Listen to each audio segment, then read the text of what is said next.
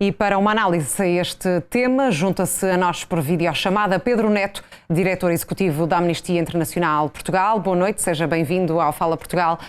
António Guterres disse hoje que os caminhões de ajuda humanitária na fronteira, que só deverão chegar amanhã, são a diferença entre a vida e a morte. Pergunto-lhe se partilha desta opinião e se tem mais alguma informação sobre a data concreta de chegada destes bens. É mais do que uma opinião. Muito boa noite.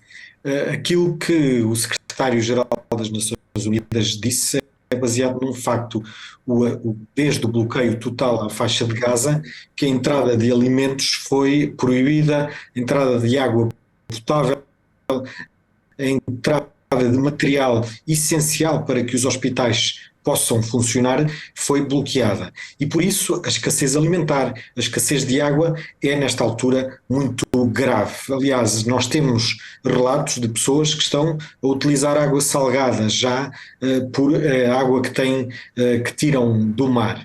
Do mesmo modo, os hospitais que normalmente já vivem numa situação dificílima, com a falta de meios e com o número de ataques e o número de mortes e feridos aumentarem significativamente desde 7 de outubro, as dificuldades têm sido muito grandes. Quer dizer que esta ajuda já deveria ter chegado mais cedo, na verdade ainda não chegou, mas deveria ter havido mais pressão internacional para que estes caminhões chegassem à fronteira mais cedo? Claro, em primeiro lugar, o bloqueio não devia ter existido, porque se trata de uma punição coletiva. Há aqui um conflito entre o Hamas e outros grupos palestinianos armados que andaram a praticar atos de terror indizível e aquilo que é o exército e o governo de Israel, as autoridades israelitas. E no meio destes dois atores principais, quem está a sofrer mais são os civis. As vítimas são civis inocentes de um lado e do outro, do lado de Israel e do lado da faixa de Gaza.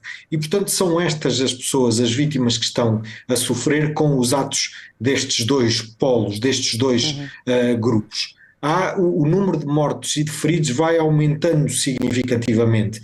E, claro, o conflito não começa apenas, infelizmente, a 7 de outubro, começa muito antes disso. E, portanto, a repressão e o bloqueio, as dificuldades, a pobreza em que se vive, principalmente na faixa de Gaza, tem décadas de história, portanto, de anos.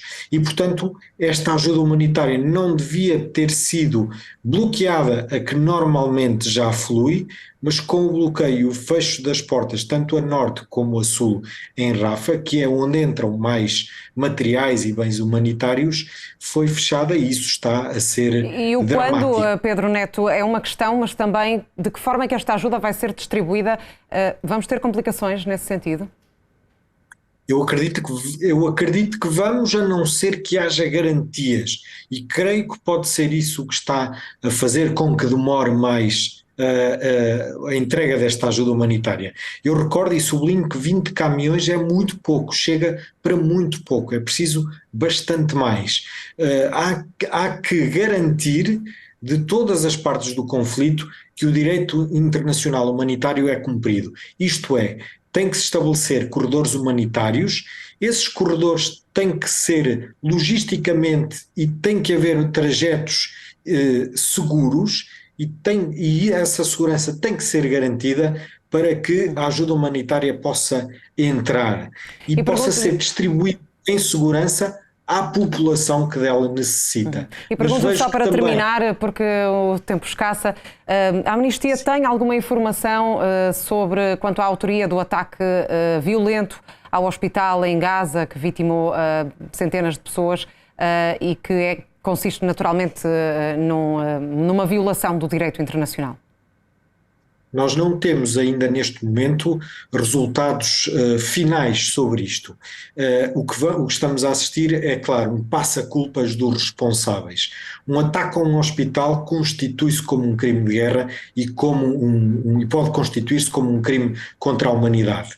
Nada disto, nada desta confusão e de passa-culpas estaria a acontecer se houvesse condições para que o procurador do Tribunal Penal Internacional, que tem um mandato para investigar crimes de guerra, tanto de um lado como do outro, naquele território, pudesse estar no terreno e tivesse condições para cumprir o seu mandato. E isto é importante alertar a comunidade internacional.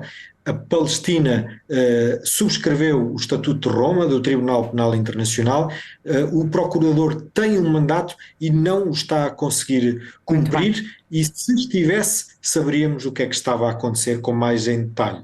A Amnistia Internacional está a fazer a sua parte como organização. Que é tentar naturalmente fazer uma investigação isenta.